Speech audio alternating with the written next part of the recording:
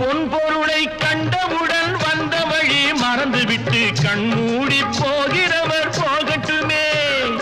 என் மனதை நான் அறிவேன், என் உறவை நான் மறவேன், எதுவான போதிலும் ஆகட்டுமே.